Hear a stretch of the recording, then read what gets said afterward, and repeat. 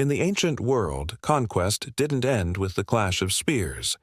It continued in the quiet aftermath, in the courtyards, the prisons, the marketplaces, where the defeated women of a city paid the price for its fall. Their bodies became treaties, their humiliation the language of peace. This wasn't collateral damage. It was the continuation of war by other means, the war against identity itself. Their punishment wasn't hidden. It was public, deliberate, and ritualized. A theater of pain meant to remind every onlooker that the price of defiance was shame. And for the women of Greece, that shame often came not from sword or chain, but from something far more ordinary: the radish, the fig, harmless in a basket, unbearable in a human hand. It began, as cruelty often does, with laughter. In the comedies of Aristophanes, the punishment was a joke, a bawdy threat hurled at adulterers and deceivers. "Let him be raffinized," the chorus would shout, and the audience roared. But somewhere between the stage and the street, jest hardened into ritual. The joke became justice, raffanadosis, the radish punishment, a grotesque parody of purification. The condemned was dragged to the open square, the agora, that marble theater of civic virtue. Traitors fell silent. Philosophers paused mid-argument.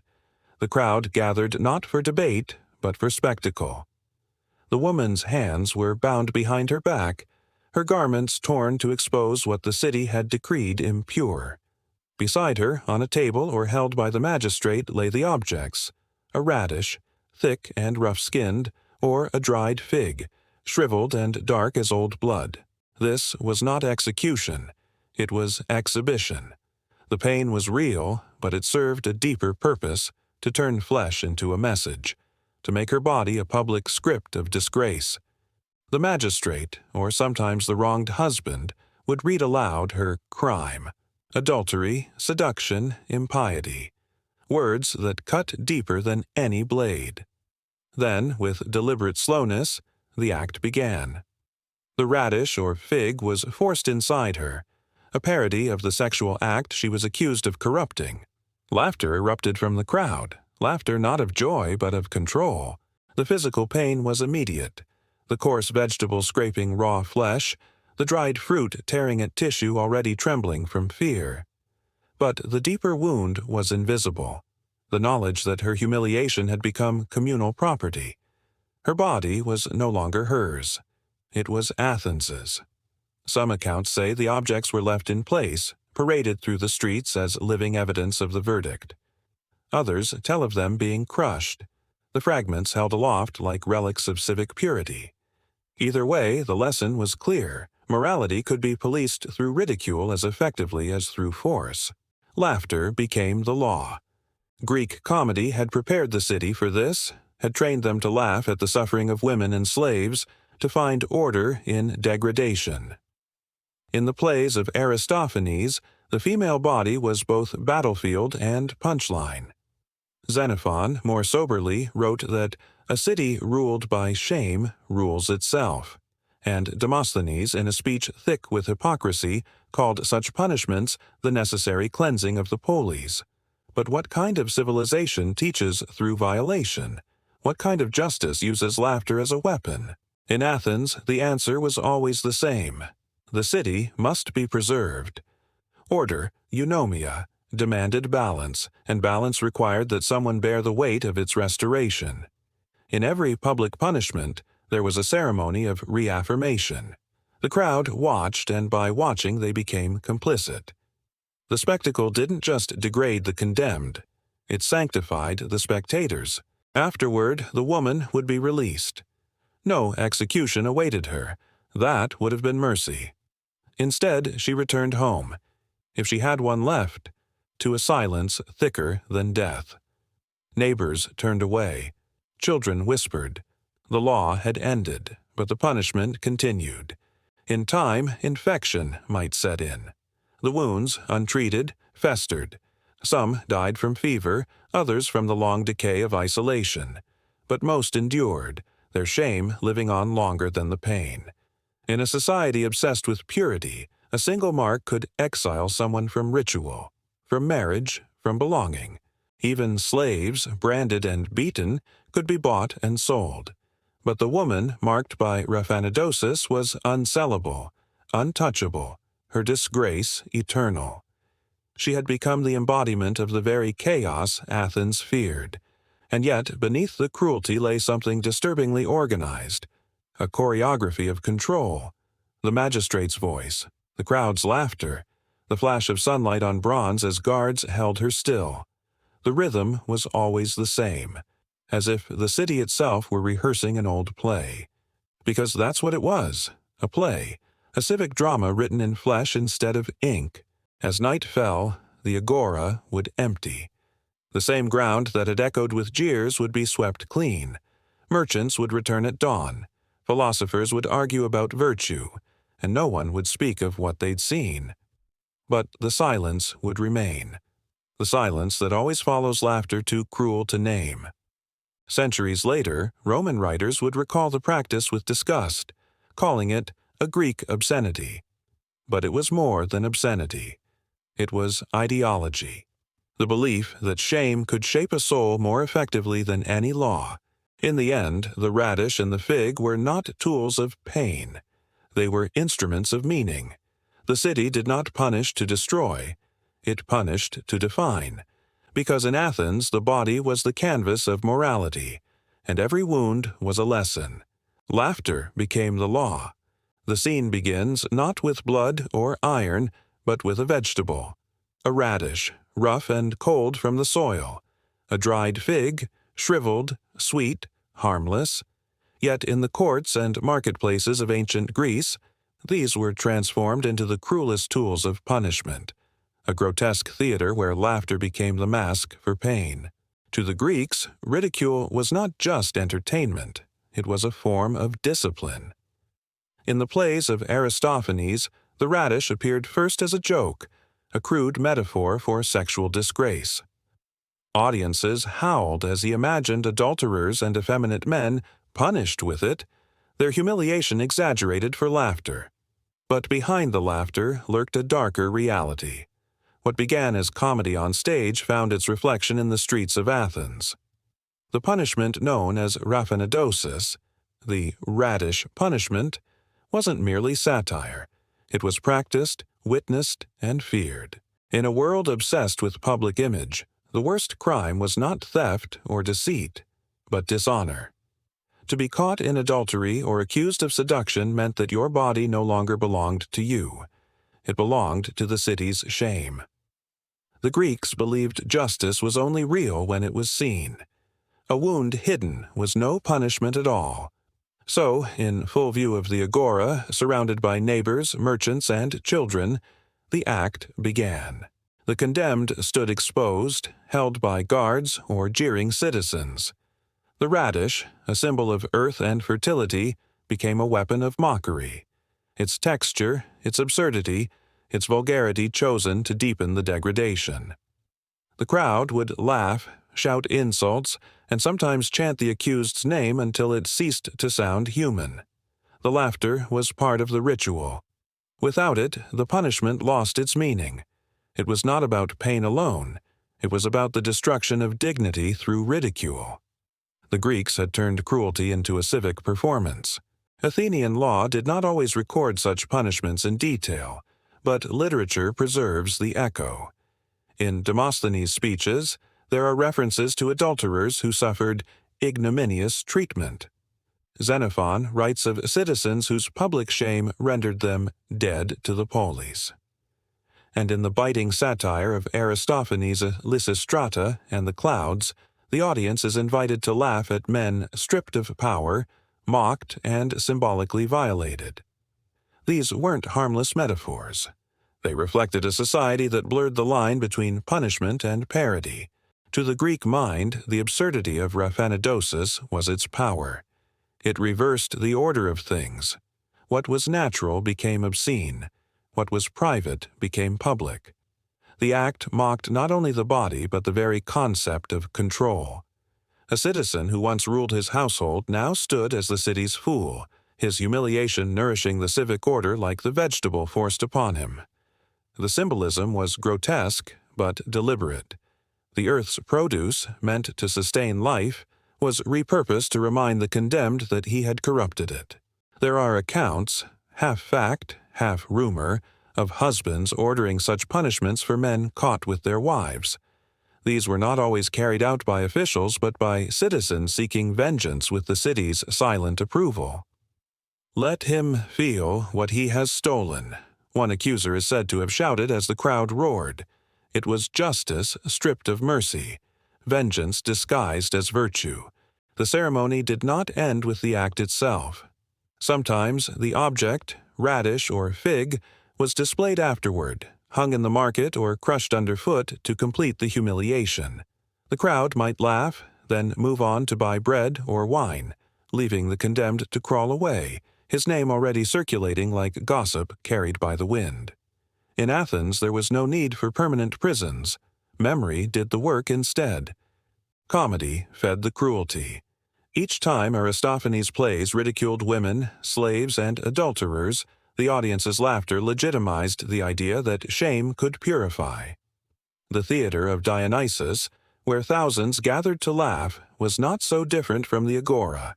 Both were stages. Both demanded spectacle. And both turned suffering into a lesson. What the crowd laughed at one day, they might enact the next. This merging of laughter and law reveals something profound about the Athenian psyche. They believed that to ridicule was to control. Laughter was a weapon against chaos. By making punishment absurd, the Greeks neutralized its horror. It allowed citizens to participate emotionally in cruelty while convincing themselves it was justice. And so the cycle continued. Comedy feeding punishment, punishment feeding comedy. For the victims, the physical agony was brief, but the echo, mockery, whispers, avoidance, lasted a lifetime. In a culture where reputation was the measure of existence, humiliation was a form of civic death. The condemned could walk, speak, and breathe, yet be socially erased. To live after such punishment was to live as a warning. Even philosophers, those supposed guardians of ethics, were not immune to this theater of degradation. Plato himself acknowledged in the laws that ridicule could correct behavior when reason failed. Laughter, he argued, disciplined the irrational. Yet what he called moral correction was often indistinguishable from cruelty. As night fell over the city, the laughter from the agora lingered like smoke. Somewhere a crowd dispersed. Somewhere else a husband whispered to his friend about justice done. The city's moral order had been restored, not through wisdom, but through spectacle. And in the silence that followed, the earth still smelled faintly of crushed radish and sun-baked stone. What began as jest had become judgment. What was meant to provoke laughter ended in fear. And in Athens, where philosophers dreamed of virtue and dramatists mocked the gods, the line between law and laughter dissolved completely. Laughter became the law. You hear the whisper before you see the blade. It is not the sound of metal against flesh, but against pride. A slow scraping that leaves no blood, only absence. The women around you do not speak. The wind catches the falling strands, carrying them like black feathers into the dust. Somewhere behind you, a child begins to cry, though no one dares to comfort him. In ancient Greece, hair was never just hair. It was lineage, purity, and favor, the mortal reflection of divine grace. When the knife passed through it, the body remained, but the person was undone. They said the punishment was merciful. No whips, no chains, no blood spilled upon the stones. Yet for the women of Greece there was no torment sharper than the shears. To cut the hair was to unmake the woman, to mark her as fallen, faithless, or defiled. In Sparta, the ritual began not in disgrace, but in duty. Before her wedding night, a bride's hair was shorn close to the scalp, her body dressed in a man's cloak. The groom would find her waiting in the dark, the line between husband and soldier blurred by ritual. The act was meant to purify her, to strip the maiden away and make room for the wife. But in that same act, another tradition was born, the belief that the cutting of hair could cleanse or condemn. Elsewhere, the meaning grew crueler. In Athens, an adulteress might stand before her house as neighbors gathered to watch. Her husband or the magistrate's servant would take the shears and, in one deliberate motion, slice through the crown of her beauty. The strands would fall to the ground like broken oaths. Some said it was justice, others called it spectacle. The woman, once adorned in oils and gold pins, now walked the streets bareheaded, her shame visible to all. Athenian law did not always record the punishment, but the poets did. Aristophanes joked that women who strayed deserved the barber's hymn. Xenophon, sterner still, wrote that virtue was visible in the modest arrangement of hair. And in temple records from Delphi, inscriptions show another form of sacrifice. Women dedicating locks to Artemis, a symbolic exchange of vanity for favor. Between the sacred and the shamed, the line was thin as a strand of hair. The temples themselves were filled with echoes of that dual meaning. At Broron, the sanctuary of Artemis watched over young girls as they cut their first locks, a ritual of passage before marriage or service. The offerings were tender: ribbons, curls, ivory combs. Each one whispered the same prayer: "Let me be seen. Let me be worthy." But in Corinth's slave markets the gesture was reversed. There, newly purchased women had their hair cut not as offering, but as erasure. Their curls, once perfumed and curled by hand, were sold with them, sometimes even weighed with the same scales that measured flesh. The body was currency, the hair was its receipt. The hetaeroi, the courtesans of Athens, understood this better than anyone. Some kept their hair short by choice, a deliberate rebellion against the sanctity of the wife's veil. Others wore elaborate wigs imported from Sicily, disguising scars of punishment with artistry. A few even turned their disgrace into allure, weaving myth and shame into performance. One, known in later records as Phryne, stood trial for impiety. When accused of mocking the gods, she let her robe fall from her shoulders, revealing her face and hair in unison, a gesture so audacious it silenced the court. The priest of Poseidon, struck dumb by her defiance, declared her beauty divine. She was acquitted, but her gesture burned into memory, proof that the shorn could still command awe. Not all were so fortunate. In household law, a shorn slave was a warning to others, a living emblem of obedience. In the markets, the mark of the knife meant one thing: stolen virtue, broken trust. A woman could regrow her hair, but never her reputation. Even in mourning, the symbolism lingered. When a Greek woman lost her child or husband, she would cut a lock of her own hair and lay it on the grave. It was an offering of grief, a sign that beauty had no place among the dead. In some regions, the hair was burned, smoke rising as if to carry the loss to the gods. Sacred grief and public disgrace, bound by the same gesture.